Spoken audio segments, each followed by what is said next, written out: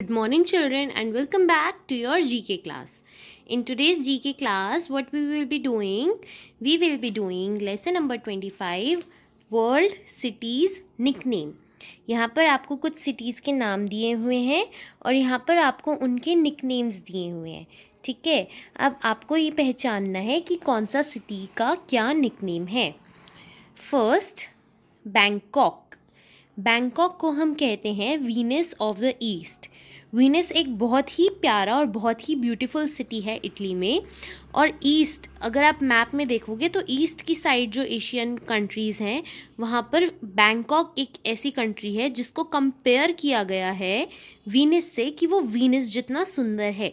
तो बैंकॉक को हम कहते हैं Venus of the east. So Bangkok को हम मैच करेंगे वीनस ऑफ द ईस्ट से. Second, Aberdeen.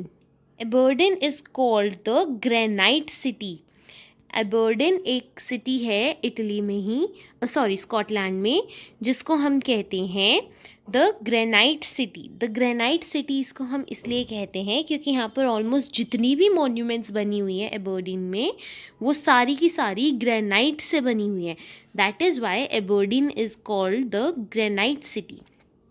Third, New York. New York is called the city that never sleeps. एक ऐसा शहर जो कभी नहीं सोता, उसे न्यूयॉर्क को हम द सिटी दैट नेवर स्लीप्स कहते हैं. वाई? बिकॉज न्यूयॉर्क हमें जैसे कि पता है कि अमेरिका में है.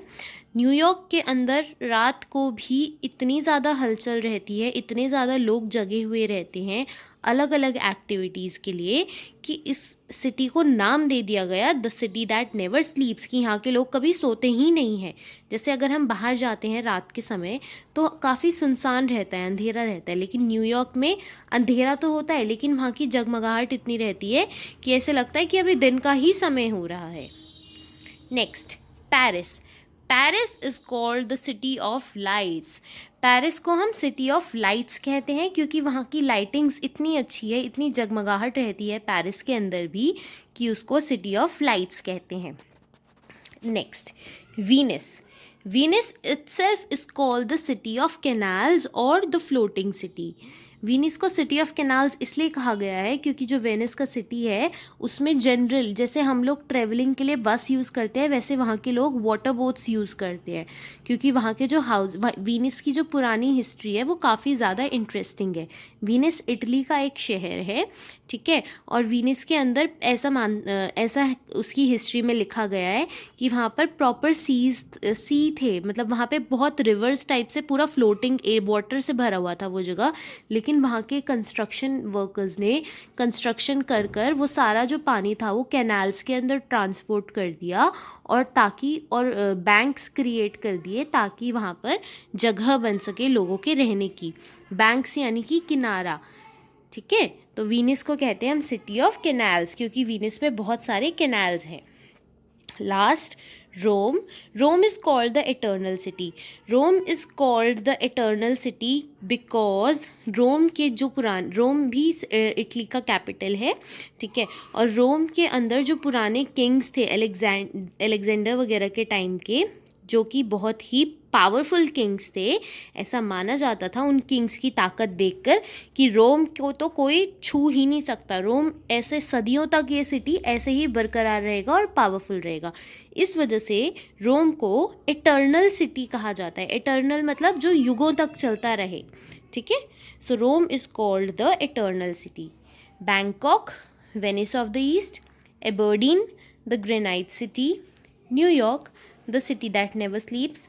Paris, the city of lights. Venice, the city of canals. And Rome, the eternal city. Okay, so this is the work for today in GK book.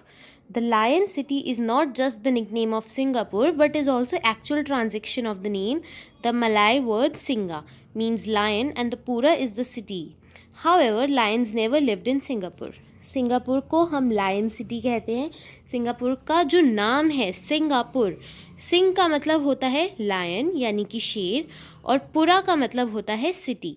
तो ये दो words lion plus city actual में join करके Singapore का नाम बना है, ठीक है. ऑल्दो वहाँ पर कभी एक्चुअल में लायंस नहीं रहते थे लेकिन सिंगापुर को द सिटी ऑफ लायंस भी कहा जाता है. This is an additional information. This is the work which you have to do in your books only. So this is it for today's class. Now do this work in your books. Bye bye.